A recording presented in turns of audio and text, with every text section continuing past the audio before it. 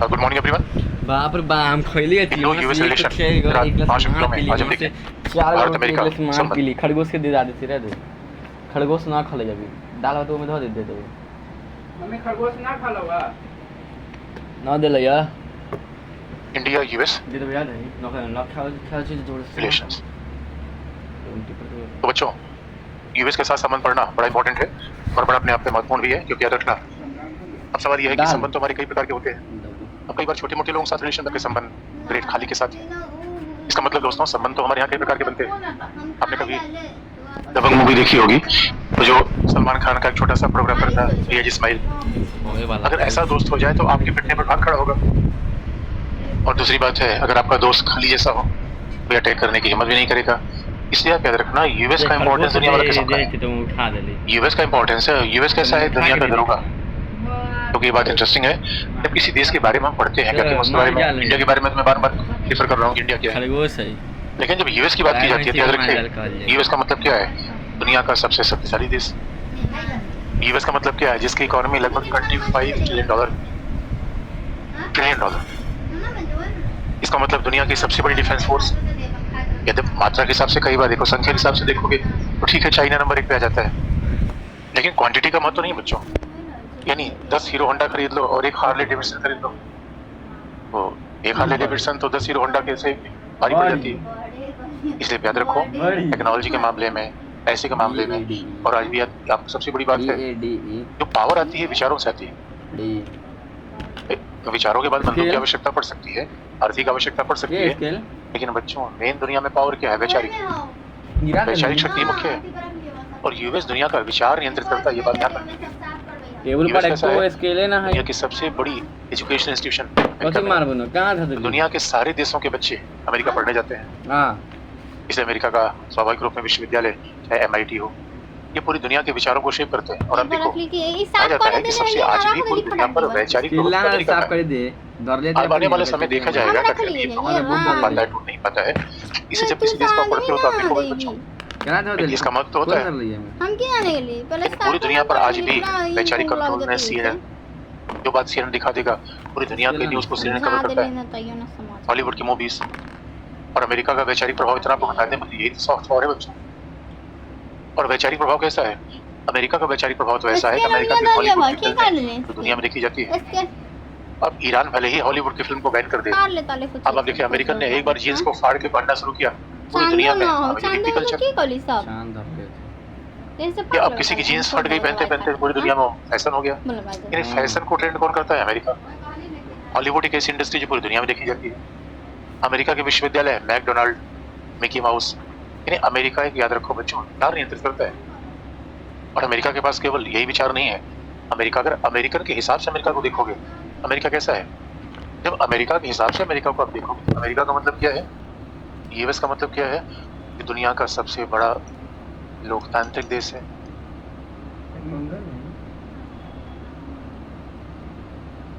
Most important democratic nation in the world, दुनिया का सबसे बड़ा लोकतांत्रिक देश है वो अमेरिका है। ये दुनिया का उदारवादी देश है, अमेरिका है लिबरल नेशन। यानी अमेरिका क्या है, यहाँ पे लिबरल कंट्री है। और अमेरिका क्या है, जहाँ पे स्टैच्यू ऑफ लिबर्टी है। अमेरिका में स्टैच्यू ऑफ लिबर्टी है, इसका मतलब है अमेरिका एक मुक्त देश है, आजाद देश है। अगर ध्यान से देखो यही वैचारिक शक्ति चाइना को नहीं मिल पा रही। चाइना सोच रहा है रशिया के पास तो ही नहीं है।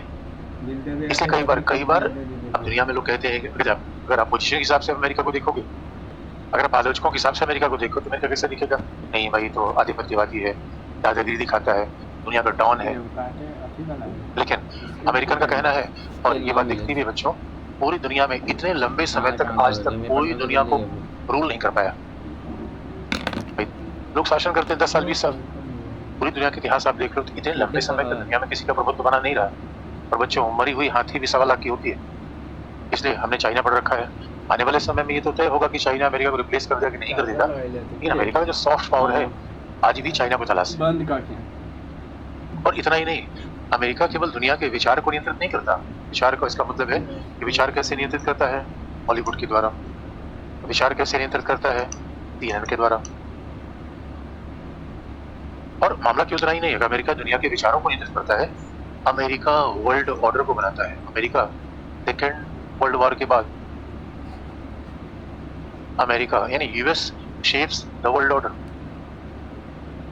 तो बच्चों याद रखो, संयुक्त राष्ट्र संघ का हेडक्वार्टर कहाँ है? अमेरिका है। अब यूनाइटेड नेशंस ऑर्गेनाइजेशन का हेडक्वार्टर अगर न्यूयॉर्क में है तो कोई संयोग की बात थोड़ी है। यानी पूरी दुनिया का हर देश अमेरिका में एक बार तो हज करने जाएगा बच्चों। अमेरिका वर्ल्ड ऑर्डर मेंटेन करता है। संयुक्त राष्ट्र संघ यानी सेकेंड वर्ल्ड वॉर के बाद, फर्स्ट वर्ल्ड वॉर के बाद Roosevelt, Woodrow Wilson, second world war के बाद रूजवेल्ट, ये सब दुनिया के ऑर्डर को नियंत्रित करते हैं। संयुक्त राष्ट्र संघ यूनाइटेड नेशन कैसा होगा? और इसकी स्थापना में अमेरिका की बड़ी भूमिका है। आज भी संयुक्त राष्ट्र संघ को सबसे बड़े फंड देने वाला अमेरिका ही है। तो ही है। मैं अमेरिका के भी सैन्य सामग्री की बात नहीं कर रहा हूँ ना, हो गए। इसका मतलब है पावर के लिए केवल हथियार रखना जरूरी नहीं बच्चों। इतना ही नहीं, अंतरराष्ट्रीय मुद्रा कोष IMF,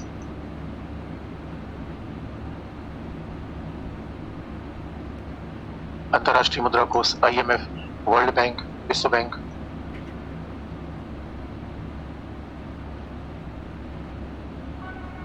अंतरराष्ट्रीय मुद्रा कोष, वर्ल्ड बैंक, इसका हेडक्वार्टर कहाँ पे है? अमेरिका में है। WTO, विश्व व्यापार संगठन, ये आगे बढ़ेगा नहीं बढ़ेगा? विश्व व्यापार संगठन, वर्ल्ड ट्रेड ऑर्गेनाइजेशन, ये आगे बढ़ेगा नहीं बढ़ेगा? ये कौन तय करता है? अमेरिका। ये बहुत बड़ी बात है बच्चों। नहीं, अमेरिका पूरी दुनिया के ऑर्डर को सेट करता है। कि दुनिया में अमेरिका बताता है कि आखिर में किस तरीके से दुनिया में ऑर्डर चलेगा, किस तरीके से IMF चलेगा, वर्ल्ड बैंक चलेगा। और इतना ही नहीं, आतंकवादी के मामले पर दुनिया का अप्रोच क्या होगा, पर्यावरण के मामले में दुनिया में कहाँ चलेगी। कहीं जरा सोच के देखो, कमाल की बात देखो, अमेरिका क्या होता है भाई? देखो, अगर वर्ल्ड ऑर्डर यही से डिबेट हो जाता है। अमेरिका कैसा देश है जो चाहता है कि परमाणु हथियारों का प्रसार न हो? अमेरिका कैसा देश है जो आतंकवाद के खिलाफ लड़ रहा है? अदरवाइज जरा सोच के देखो, अगर सब लोग केवल सब राज्य अपने अपने से काम करें, अंतरराष्ट्रीय राजनीति जरा कॉम्प्लेक्स कंडीशन आप देखो। अगर सब राज्यों का सरोकार अपने अपने से हो जाएगा फिर तो कोई भी शक्तिशाली राज्य कमजोर राज्य को दबोच देगा। यानी अमेरिका का, अब जरा सोच के देखो, अफगानिस्तान में आतंकवाद हुआ, अमेरिका पहुंचा। अब कहीं पर्यावरण की समस्या होती तो अमेरिका पहुंचता है।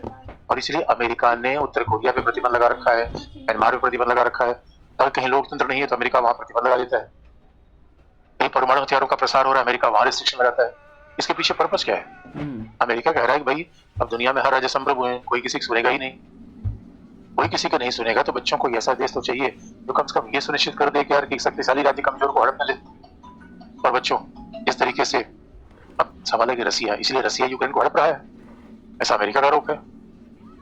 और ज्यादातर यूरोप के देश इस बात को बिल्कुल मानते हैं। और एक जमाना था, हम पश्चिम एशिया में आएंगे, एक जमाना था इराक ने छोटे से राज्य कुवैत को हड़प लिया। इराक ने छोटे से राज्य कुवैत को हड़प लिया और कुवैत को अमेरिका ने छुड़ाया। अमेरिका ने हमला किया इराक के सद्दाम हुसैन पे, कुवैत को मुक्त कराने के लिए। और बच्चों, आज भी पश्चिम एशिया में आपको लगता होगा ईरान बहुत पॉपुलर है। ईरान पावरफुल होता है तो उसके पड़ोसी ही डर जाते हैं। पॉलिटिक्स में तो ऐसा होता है। आज भी पश्चिम एशिया के ज्यादातर देश अपनी सुरक्षा के लिए अमेरिका पर निर्भर है। जापान की सुरक्षा का दायित्व अमेरिका का है, दक्षिण कोरिया की सुरक्षा का दायित्व अमेरिका का है, ताइवान की सुरक्षा का दायित्व अमेरिका का है, यानी बाकी फिलीपींस की सुरक्षा का दायित्व अमेरिका का है, और नाटो का मुखिया अमेरिका है। यानी ये देखो दोस्तों, इसे अमेरिका का सुपर पावर कहा जाता है। अमेरिका सुपर पावर है दोस्तों, केवल महाशक्ति नहीं है। अमेरिका दुनिया का सुपर पावर है। ये बात बहुत देखने की सुपर पावर का मतलब है ना इसके पास दुनिया में केवल सबसे पावरफुल शक्ति है, बल्कि दुनिया में अपनी सेनाओं का अमेरिका कहीं से भी मोबिलाइज कर सकता है। वो दुनिया में किसी भी क्षेत्र से कहीं से भी अपनी सेनाओं को मोबिलाइज कर सकता है। ये ताकत अमेरिका के पास है बच्चों। इसका मतलब है अमेरिका के सैनिक हिंद महासागर में है, अमेरिका के सैनिक कोरिया के पास गुआम में है, अमेरिका के सैनिक जापान में है, अमेरिका के सैनिक फिलीपींस में है। यानी जरा सोच के देखिए, दुनिया का ऐसा कौन सा भाग है जहाँ अमेरिका के सैनिक नहीं है? अमेरिका ने दुनिया को 5 कमांड में बांट रखा है बच्चों। इसे अमेरिका इसलिए कहा जाता है अमेरिका दुनिया का दरोगा है। अब सवाल है कि अमेरिकन ये कहते हैं भैया हम खर्च कर रहे हैं पैसा, हम दुनिया में शांति बना रहे हैं, हम न हो दुनिया में शांति नहीं रहेगी। आज क्या करते हैं? अरे गुरु, लूट रहे हो दुनिया को। अब बच्चों, अब यही विचार अपने आप में इंटरेस्टिंग पार्ट हो जाता है। जैसे सांसद मंत्री है, सांसद मंत्री कहते हैं भैया हम तो जनता की सेवा के लिए आए हुए, हमारा सेवा करते करते प्राण जा रहा है, और जनता क्या कहती है? ओ लूट के रख रहे हो। अब यही तो नजरिया है बच्चों। इसे मानवीय की विषय फिजिक्स तरह तो नहीं है, फिजिक्स और मैथमेटिक्स तरह के 2+2 4 होता है। पॉलिटिक्स में 2+2 4 बिल्कुल नहीं होता। इसलिए अब देखो बड़ा इंटरेस्टिंग पार्टी दिखता है कि अमेरिका आखिर में है क्या। टेस्ला देखा ना अब जरा सोच के देखो, ऐसे रीजन क्या कहता है कि ऐसे महाबली से ऐसे डॉन से थोड़ा संबंध बना के रखना है। इसलिए बच्चों और हमारे यहाँ थोड़ा सा मामला ये था, क्योंकि भारत भी महाशक्ति है, भारत महाशक्ति है तो आजकल भारत को अपना स्टेटस चाहिए। तो स्वाभाविक रूप में भारत अमेरिका के बीच आजकल संबंध काफी आगे है। लेकिन आप जानते हो भारत और अमेरिका के बीच कहाँ संघर्ष था पहले भी और आज भी। अब चूंकि IR में बहुत इतिहास से मतलब नहीं होता, तो अमेरिका के साथ हमारी जो आपत्ति होती है भाई, न तो अमेरिका के हमारे साथ कोई जमीन ले चढ़ रहा है, अमेरिका के साथ न हमारा कोई जमीन ले चढ़ रहा है, न हमारा पड़ोसी है, तो ऐसा विपक्षी बात तो ही नहीं है। लफड़ा अमेरिका के साथ कहाँ आता है। अब चूंकि वो दरोगा करता है, अब दरोगा दुनिया में करेगा तो इसका मतलब है अगर अमेरिका दुनिया का दरोगा होगा तो वो यूक्रेन को बचाएगा और यूक्रेन के लिए रसिया के खिलाफ काम करेगा। ठंडा पानी रखिए यार, ठंडा पानी दिया।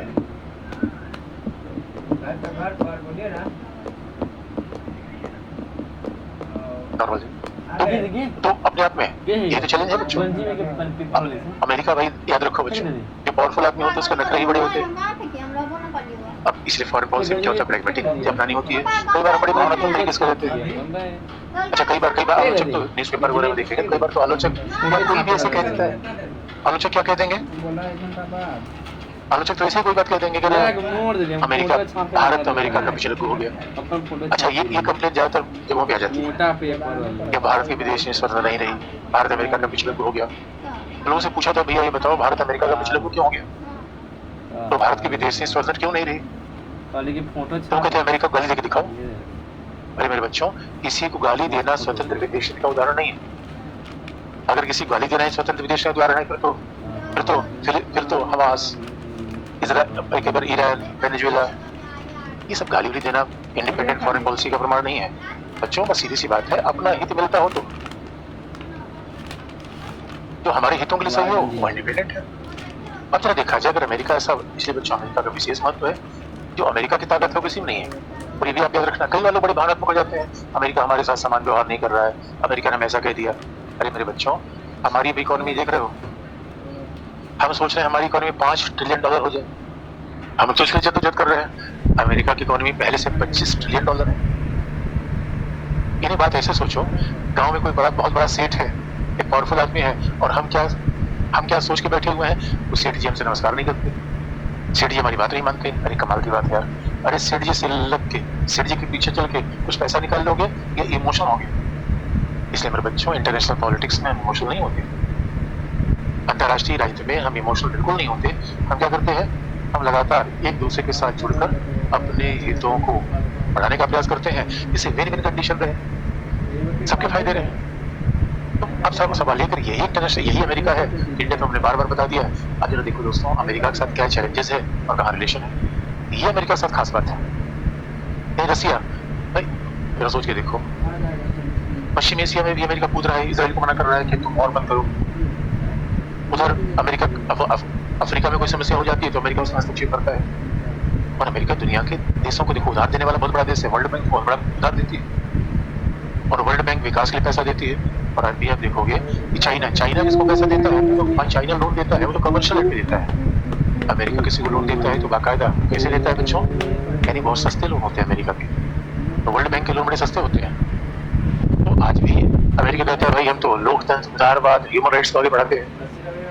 लेकिन आलोचक की राय अलग होती है। आलोचक कई बार कहते हैं अमेरिका साम्राज्यवादी है, विस्तारवादी है। अब कोई खास तौर पे ये कम्युनिस्ट ने ये मान्यता को बढ़ा के रखी हुई है। अब सवाल है, अगर ये अमेरिका का परिचय है बच्चों, जरा देखें अमेरिका और भारत के बीच संबंध किस आधार पे है।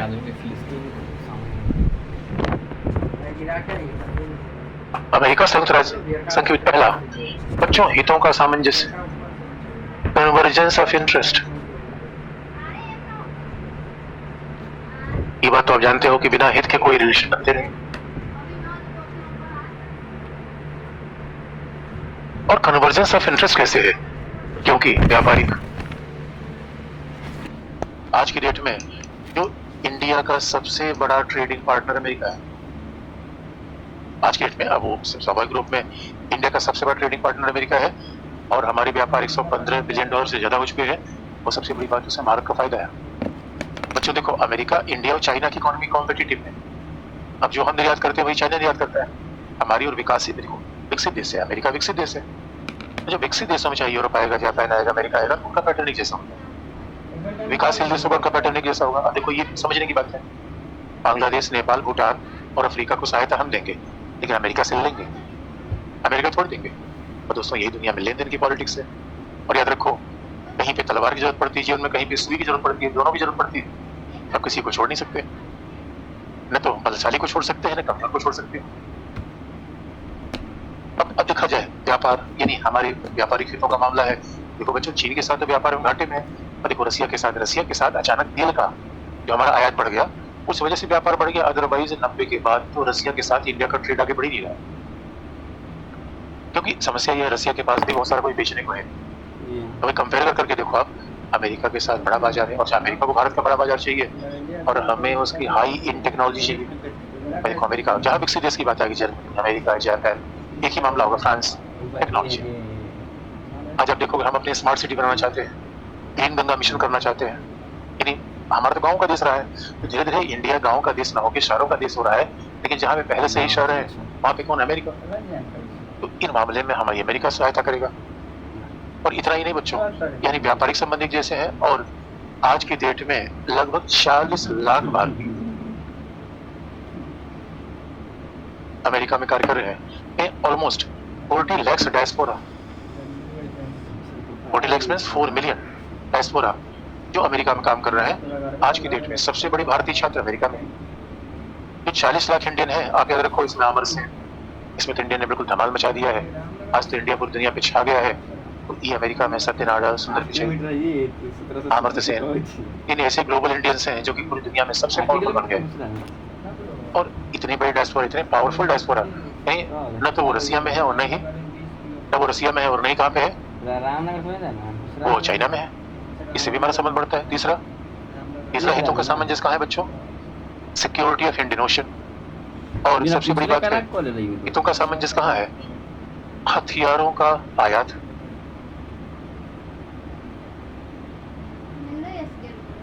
Import of defence armaments, defence equipment,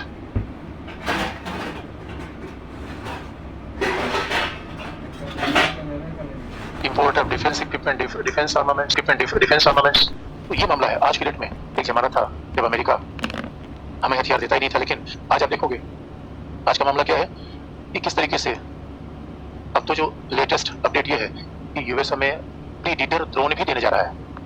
यानी आप ड्रोन तो होता है, एक सर्विलांस ड्रोन होता है जिसे P8I है। तो now America want to transfer MQ-9 जो हावले वाला ड्रोन है। बच्चों, अगर अमेरिका का ड्रोन मिल गया, अभी बातचीत चल रही है, उसके अलावा देखोगे अब तो हो रहा है कि भारत और अमेरिका पहली बार 2023-24 में बहुत बड़ा मामला जो बना, 23 में खासतौर पे, अब भारत अमेरिका मिलकर जेट इंजन का साझा उत्पादन करेंगे। और आप जानते हो जेट इंजन का साझा उत्पादन करेंगे तो सिविलियन और डिफेंस दोनों यूज हो सकता है। बाकी अपाचे, ग्लोब मास्टर, हरकुलिस, यानी जितने भी अपाचे, ग्लोब मास्टर, हरकुलिस, जितने भी बहुत सोफिस्टिकेटेड इक्विपमेंट है वो सब हम अमेरिका से ले रहे हैं। अमेरिका को बड़ा बाजार चाहिए और भारत दुनिया का सबसे बड़ा हथियार खरीदार है। और वही अमेरिकी हथियारों का टेक्नोलॉजी, देखो बच्चों, रसिया के वेपन्स के साथ क्या सस्ता है वो, लेकिन अमेरिका की तुलना में वो पावरफुल नहीं है। क्योंकि अमेरिका की स्टिंगर मिसाइल ने कैसे रसियन टैंक को यूक्रेन में ताबूत बना दिया, ये पूरी दुनिया देखती है। अमेरिका को उसी स्टिंगर मिसाइल से अफगानिस्तान में रसियन सेनाओं का अफगानियों को भूत बना दिया। और आप देखते हो ड्रोन का मामला तो होता ही है। कोई इतना ही नहीं है, आज की डेट में पूरे स्पेस पर जिसका सबसे प्रभावशाली नियंत्रण है वो है यूएस। तो आज की डेट में चाहे वो यानी कुल मिला के मारक ड्रोन, प्रीडेटर ड्रोन, और सबसे बड़ी बात क्या है, जेट इंजन का साझा उत्पादन, ये जो कॉमन प्रोडक्शन है, ये बहुत बड़ी बात है। भाई अमेरिका किसी के साथ टेक्नोलॉजी ट्रांसफर नहीं करता, तो ये अपने आप में उसके अलावा तो globe master,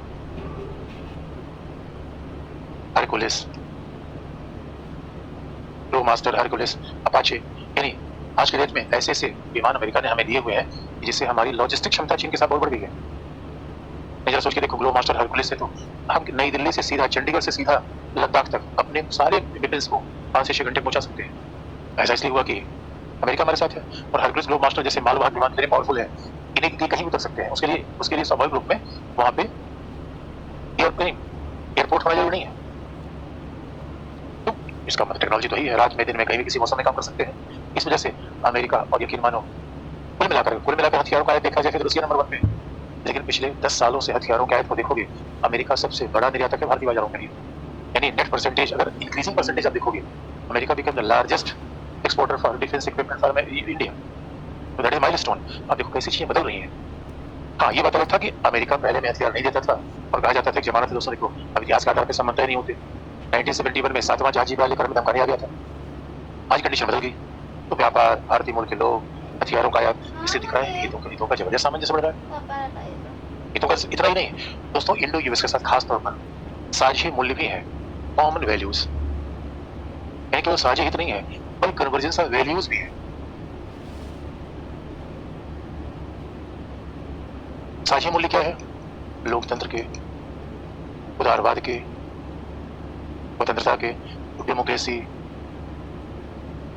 liberalism, liberty, human rights. तो बच्चों ये तो लोकतंत्र के साझे मूल्य हैं, यहाँ अमेरिका हमारा सपोर्ट करता है। ये हमारी कॉमन वैल्यूज भी है। देखो बच्चों, ये वैल्यूज हमारा रसिया के साथ नहीं मिलता, वहीं फ्रांस के साथ मिलेगा, जर्मनी के साथ मिलेगा। आजकल दुनिया में तानाशाही बढ़ रही है, उस कॉन्टेक्स्ट में भारत जैसे विशाल देश में ऐसा डेमोक्रेसी होना तो ये बड़ी बात है। क्योंकि आज को देखो, जहाँ भी देखो टर्की में डेमोक्रेसी था वो तानाशाही की तरफ आगे बढ़ गई। रसिया का हाल वही है, चाइना आप देख रहे हो। और तानाशाहों के उभरने से खतरा कितना होता है दुनिया में, ये तो आप ये जग जाहिर है। अब नॉर्थ कोरिया आएगा तो वही कहीं भी मिसाइल मार देगा। पाकिस्तान में शासन रहता है तो वहाँ सेना सबसे पावरफुल रहती है, तो पाकिस्तान का हाल तो माशाल्लाह है। इसलिए यहाँ पे एक साझे मूल्य है यूएस के साथ, ये यूरोप के साथ है। इसलिए बच्चों बड़ी कॉमन सी बातें होंगी। जहाँ विकसित देश होंगे और डेमोक्रेटिक देश होंगे वहाँ हमारा कॉमन वैल्यू चलेगा, वहाँ विचारधारा की बात करने लगते हैं। आप कहोगे सर ये बताओ, इस विचारधारा का साझे मूल्य का महत्व ज्यादा है या हितों के सामंजस्य का? तो देखो बच्चों, हकीकत की बात यही है, हितों का सामंजस्य ज्यादा इंपॉर्टेंट होता है। लेकिन अगर हितों के सामंजस्य के साथ विचार भी मिल जाए फिर तो क्या कहें, तो विचार मिल जाए फिर तो क्या कह रहे, तो पार्टनरशिप जबरदस्त चलेगी। पर इसे कहा जाता है इंडिया यूएस के साथ कोई पार्टनरशिप नहीं बच्चों, अब तो हमें एलाइज है, दोस्त की तरफ आगे बढ़ रहे हैं। क्यों? क्योंकि मामला यही नहीं है साझे मूल्य है, हितों का सामंजस्य है, साझा खतरा भी है, कॉमन थ्रेट है। ये बहुत बड़ी बात है बच्चों, एक साझा खतरा है, एक कॉमन थ्रेट है, और वो कॉमन थ्रेट है राइज ऑफ चाइना। तो चाइना अगर आगे बढ़ेगा बच्चों, लोकतंत्र, उदारवाद सबके लिए सब चैलेंज आ रहा है, तो राइज ऑफ चाइना, चीन का उभार।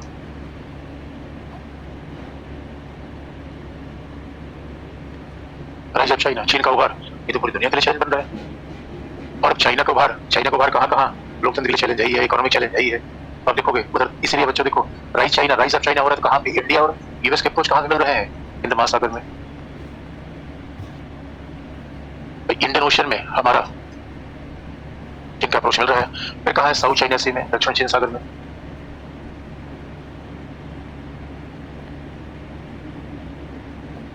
साउथ चाइना सी में फिर कहाँ मिल रहा है, इंडो पैसिफिक।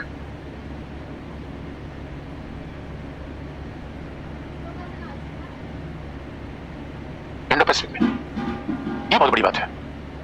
इसलिए बच्चों देखो, आप आंकड़े देख लो। अगर मैंने ये बात कही रसिया के साथ, देखो ठीक है रसिया के साथ पुराना संबंध तो है, ये सही बात है कि रसिया के साथ पुराना संबंध तो है, लेकिन बच्चों ऐसा थोड़ी है, कई बार तो फूफा जी और मौसा जी के साथ बड़े पुराने संबंध होते हैं, लेकिन जीवन में कोई नया पार्टनर आ जाता है सबको पीछे छोड़ देता है। तो क्या फूफा जी क्या मौसा जी, बात सिंपल सी बच्चों, तो संबंध ऐसा नहीं पुराना। हाँ ये भी बात है कि हमारे साथ अमेरिका के साथ उठा पटक रहे हैं, 71 को धमका दिया था, 98 में जब हमने परमाणु परीक्षण किया था उससे तमाम प्रतिबंध लगा दिए थे रिसेशन। लेकिन बच्चों अतीत की बात नहीं देखते। और दूसरा, आप कहोगे सर ये बताओ भविष्य में भी ऐसा करें, क्या गारंटी है? सवाल ये बच्चों, तो किसी गारंटी नहीं है।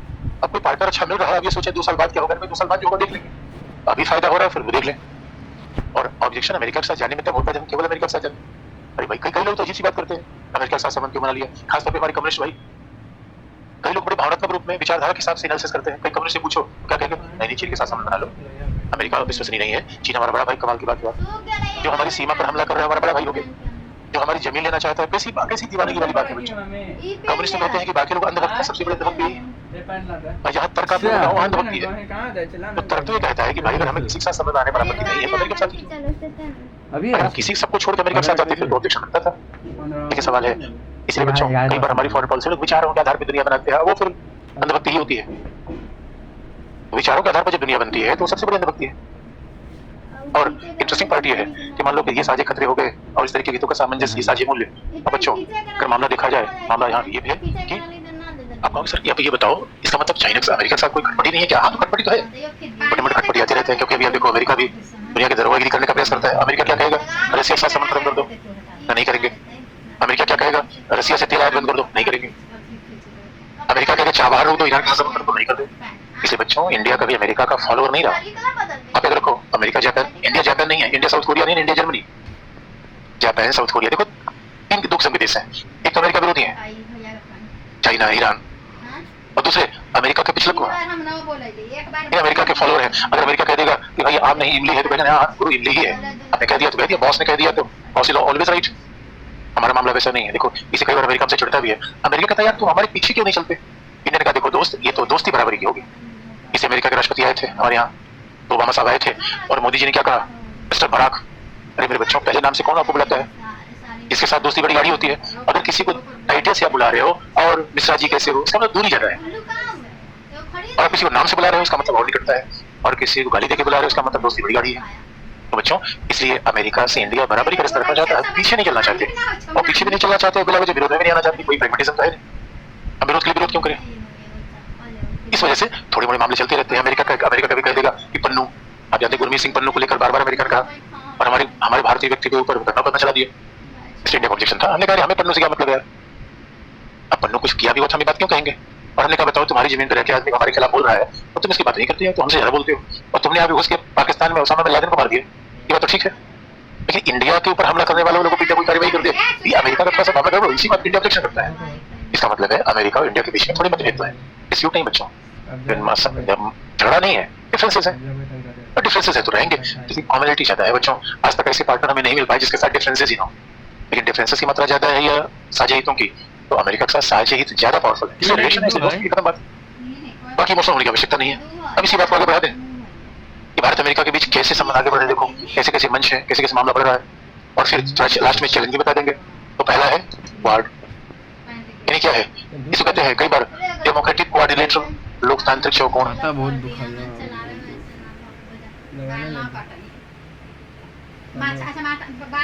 भारत अमेरिका के बीच जहाँ जहाँ ऑपरेशन चल रहा है क्या है, क्वाड है, ये बहुत बड़ी बात है बच्चों, क्वाड में शामिल होना ये बहुत बड़ी बात है। और ये सब देखोगे ये सब भारत ने ये सारे फैसले किए 2014 के बाद, तो ये बात आप याद रखना। अमेरिका के साथ जाने में हमारे बड़ी परंपरागत लॉबी है, एक ऐसे कुछ लोग हैं जो बड़े समाजवाद के दिनों के हैं, 90 के पहले के दिनों के हैं, तो अमेरिका को आज भी पूंजीवादी मान के बैठे हुए हैं। अरे भैया हमें पूंजीवाद समाजवाद से क्या लेना देना यार, पूंजीवाद समाजवाद चाहिए अपने हित चाहिए, ये तो बात हम बार बार रिपीट करते रहते हैं। इसलिए क्वाड का मतलब है कि क्वाड का मतलब क्या है, ये अमेरिका दिन में जाए शाम में खीरे पाउडर लेने चाहिए, ये सब जापान, जरूरी दिन में जाना दिखा देने कि पिकनिक में जा रहे हैं, ऑस्ट्रेलिया, इनको मिलाकर क्या हो रहा है, सामरिक सहयोग की बात हो रही है। अरे भाग रहा है, इनको मिलाकर क्या हो रही है, स्ट्रेटेजिक कोऑपरेशन।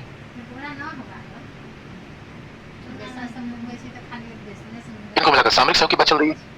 और जानते हैं कि इंडिया नाटो का पार्ट तो है, और इसमें जापान की सुरक्षा का दायित्व अमेरिका का है, ऑस्ट्रेलिया की सुरक्षा का दायित्व अमेरिका का है, इसमें सबसे बड़ी बात इंडिया का शामिल हो जाना। अरे मेरे दोस्तों क्वाड क्या है, एक तरीके का सैनिक संगठन है। अब सीधे तो नहीं कह सकते, सीधे मतलब इनफॉर्मल अनौपचारिक रूप में बच्चे, मतलब जो उसमें होता है, और उस हिसाब से देखा जाए सैनिक संगठन नाम नहीं दिया गया, यानी इसमें भागीदारी करना इतना इंपॉर्टेंट है, जैसे ऐसा लगता है कि अमेरिका नाटो का पार्ट हो गया क्या, तो इंडिया नाटो का पार्ट हो गया है। कुछ लोग यही सवाल पूछ देते हैं, बच्चों बहुत बड़ी बात है, लेकिन आप पूछोगे क्वाड का पर्पस क्या है, क्वाड क्या कहता है, पर्पस क्या है हमारा, यार ये भाग रहा है कैसे, लिखने पे भाग रहा है ना, ये लिख रहे हैं उसे रिप्लेस हो रहा है। तो पर्पस क्या है बच्चों, देखो एक तो पर्पस होता है सैद्धांतिक, एक तो आप आईआर में जानते हो कहीं पे निगाहें कहीं पे निशाना, कहाँ कुछ जाता है होता कुछ है। जैसे हमारे पॉलिटिशियन क्या कहते हैं, हम सामाजिक न्याय के लिए चुनाव लड़ रहे हैं, अब सामाजिक न्याय हो रहा है या किसका न्याय हो रहा है वो तो अच्छे बेहतर जानते हैं। इसी तरह पॉलिटिक्स में दिखाया कुछ जाता है, लेकिन ये तो डिप्लोमेसी है बच्चों, कहो कुछ करो कुछ, दिखाओ कहीं और मारो कहीं और। जब क्वाड लोग मिलते हैं इनसे क्या कहा जाता है, कहाँ कॉपरेशन करोगे। अब याद रखना ये सारे विकसित देश हैं, सारे टेक्नोलॉजिकल एडवांस देश हैं, इनके साथ मिलने के बड़े फायदे हैं। और जमाना में बच्चों जब कहाँ थे, केवल गुटनिरपेक्ष आंदोलन के साथ थे, G77 के साथ थे। और आप देखोगे जैसे ही नई सरकार बनेगी हमारे यहाँ 8-9 जून को फिर G7 की बैठक में इंडियन पीएम जाएगा, तो ये अपने आप में एंगेजमेंट है। इंडिया के आजकल दोस्ती बड़े खास लोगों से हो रही है। इसका पर्पस क्या है, उच्च तकनीकी क्षेत्र में सहयोग, हाई इन टेक्नोलॉजी के क्षेत्र में सहयोग।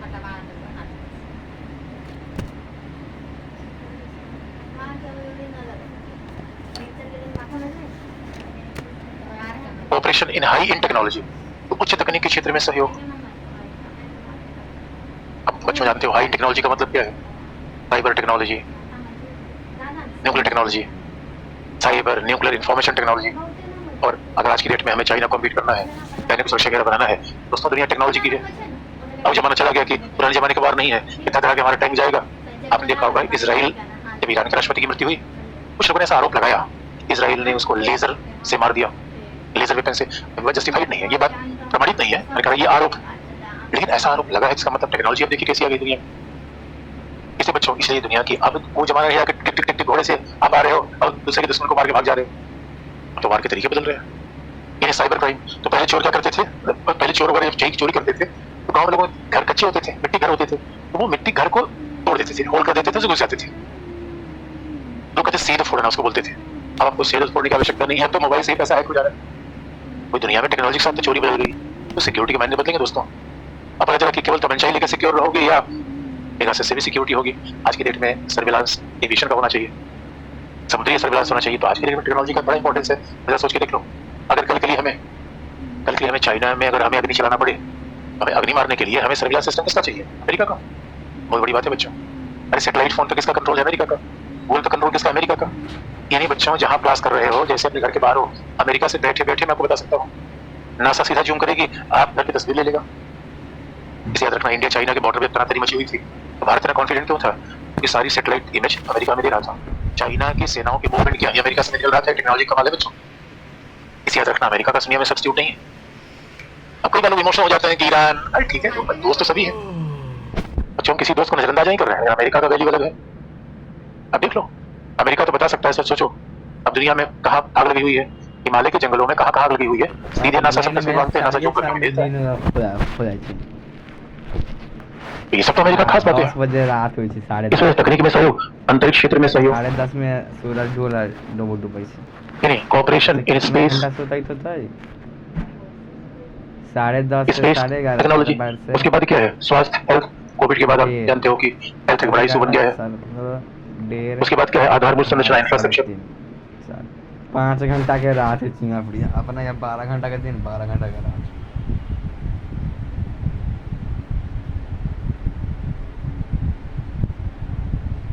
डेवलपमेंट ऑफ इंफ्रास्ट्रक्चर,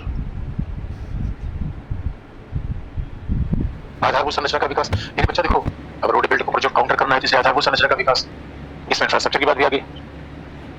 क्या सोच के देखो, इन मामलों पे जब कॉर्पोरेशन बढ़ेगा तो हाई इन टेक्नोलॉजी के न्यूक्लियर एनर्जी, नहीं, इसे कहा जाता है कि आज की डेट में इंडिया अमेरिका के साथ तो किसका एडवांस देश है। और जापान तो पढ़ना भी है, जापान के बारे में कहा जाता है जापान तो रोबोट लड़ा देगा बच्चों। जापान से लड़ने में चाइना डरता है, जापान ने चाइना को पीटा हुआ है। इसमें सबसे इंटरेस्टिंग पार्ट था, जापान सुरक्षा का दायित्व अमेरिका का, ऑस्ट्रेलिया की सुरक्षा का दायित्व अमेरिका का। तो इसमें इंडिया का शामिल होना बड़ा इंटरेस्टिंग पार्ट है। दूसरे को हमें हेजिटेशन था, 2014 के पहले हमें हेजिटेशन था अमेरिका के साथ जाए कि न जाए, और जाए तो आखिर में लोग कई बार सवाल ये है, कई बार होता है ना किसी के साथ हेजिटेशन होता है, इसके साथ दोस्ती है, लेकिन अगर साथ में निकल ली तो मोहल्ला क्या कहेगा। अब 4 लोग क्या कहेंगे इस चक्कर में परेशान थे, क्योंकि बच्चों कई बार हिस्ट्री का बैगेज हमारे ऊपर ज्यादा होता है। यानी हमारे दादा तो बड़े महान आदमी थे, हमारे दादा किसी का हाथ पकड़ के नहीं घूमे, दादा हाथ पकड़ के नहीं घूमे तो मैं भी नहीं घूमूंगा। तो अमेरिका को लेकर ये हिस्टोरिकल हेजिटेशन था, इसलिए कहा जाता है India is coming out of historical hesitation of past. इसलिए आप देखोगे अमेरिका के साथ तो हमने सामरिक समझौता ऐसा कर लिया है कि फिर ऐसा लगता है कि मामला नाटो जैसे करीब पहुंचने वाला है। क्योंकि बच्चों याद रखना, पर्पस तो यही है, लेकिन मेन पर्पस क्या है? चीन का खतरा, थ्रेट ऑफ चाइना। अगर चीन का उभार हो रहा है, थ्रेट ऑफ चाइना, इसका मतलब आप बच्चों पूछना ये चाहोगे, अच्छा सर आप ये बताना चाहते हो, इसका मतलब है कि हम चीन के साथ जाकर लड़ना चाहते हैं? वार नहीं। अरे मेरे बच्चों, शतरंज यानी इंटरनेशनल पॉलिटिक्स ऐसी होती है, शतरंज के खेल की तरह। और शतरंज के खेल में हम शाहमात का खेल होता है, वो जी घेरेगा हाथी को, हाथी और सिपाही घेरेंगे राजा को, वार थोड़ी होता है। अरे भाई चाइना का राइज हो रहा है, हमने पहले बता दिया है, चाइना प्रेम समझने वाला है नहीं। और सोचोगे कि चाइना को समझा लेंगे भाई भाई करके, चाइना को एक ही तरीके समझाया सकता है। और इसलिए आप देखोगे क्वाड हो जाए, इंडो पैसिफिक हो जाए, +2 की वार्ता हो जाए, मेजर इशू एक ही है। अब स्वाभाविक रूप में चाइना का थ्रेट है, चाइना का थ्रेट कहाँ आ रहा है? कहीं इंडो पैसिफिक में आ रहा है। तो इंडो पैसिफिक का मामला भी क्वाड से जुड़ता है, क्वाड का मामला इंडो पैसिफिक से जुड़ता है। और इसी एग्जांपल देखो, जैसे जैसे इंडिया और अमेरिका के बीच कॉपरेशन बढ़ रहा है, क्वाड के ही कारण इधर देखो, इंडिया अमेरिका के बीच में कैसे बड़े समझौते हुए हैं। 2014 के बाद इंडिया अमेरिका के बीच में बने लैंडमार्क एग्रीमेंट। लैंडमार्क एग्रीमेंट क्या है? लेमोआ। तो लेमोआ का मतलब है logistic exchange, logistic exchange, memorandum of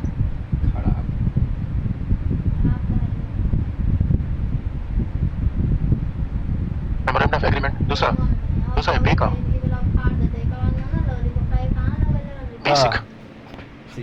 basic exchange and cooperation agreement. Skill नहीं है मिली cooperation agreement.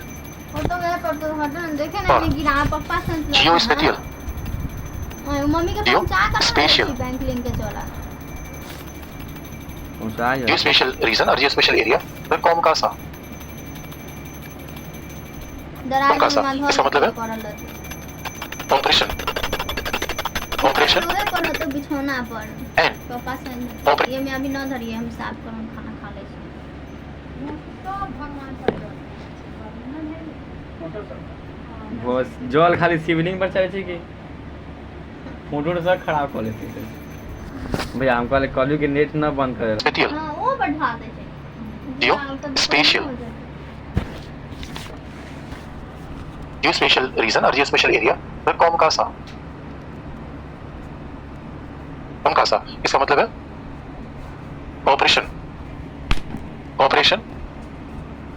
And operation in security area cooperation in comprehensive security area that is कौन सा means comprehensive compatibility security agreement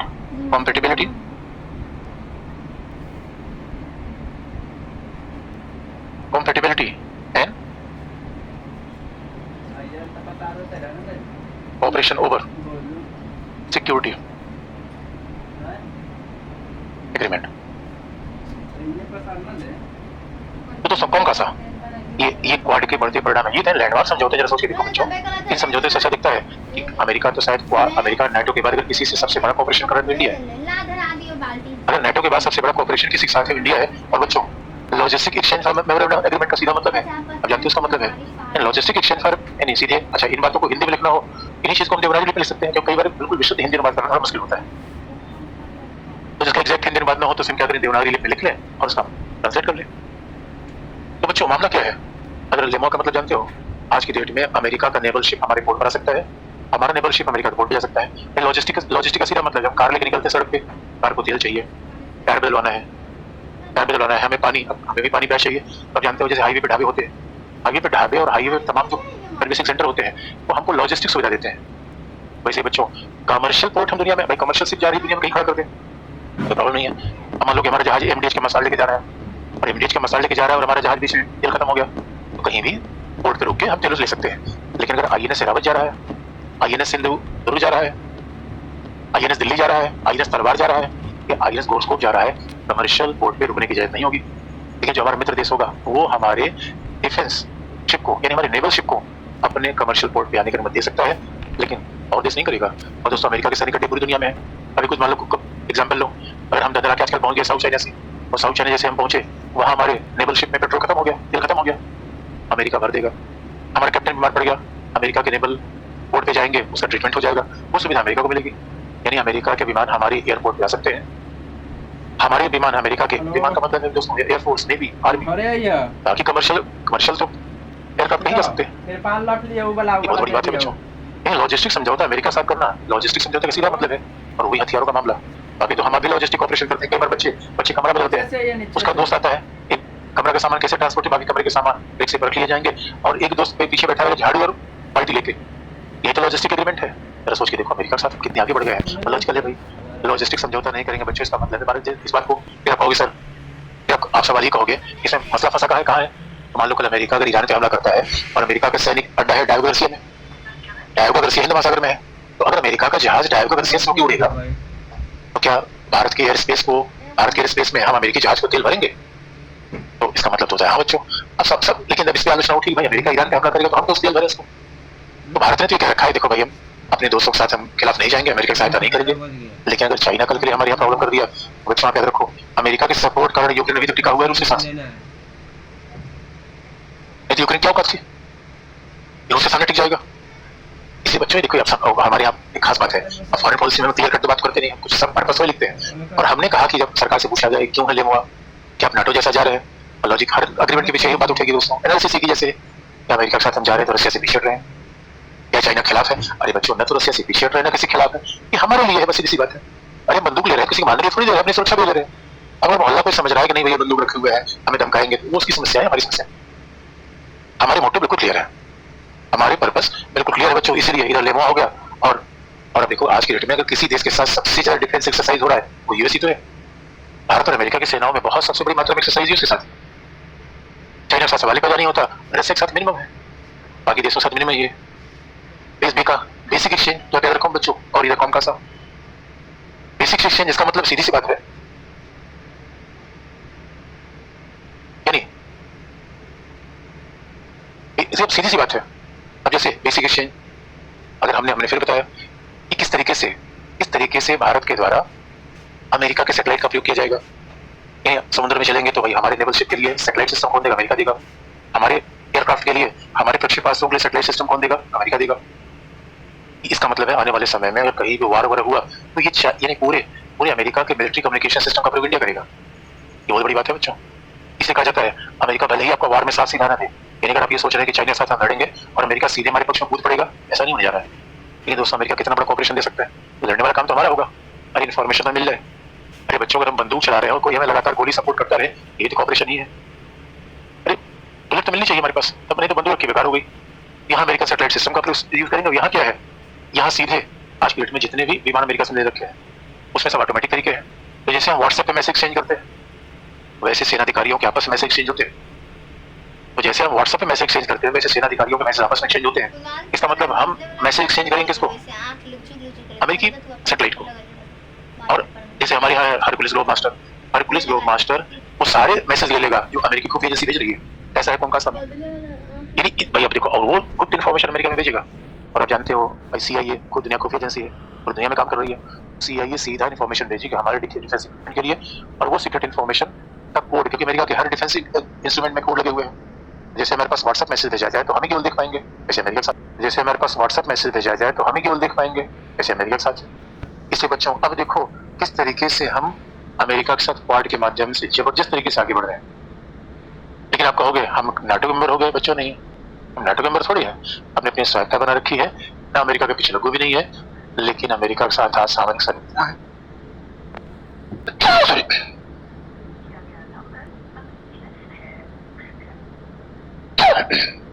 America के साथ जो सामरिक सहयोग है वो हाईएस्ट है। अगर कुछ कमेंट दिखाए तो बाकी बच्चों कल देख लेंगे।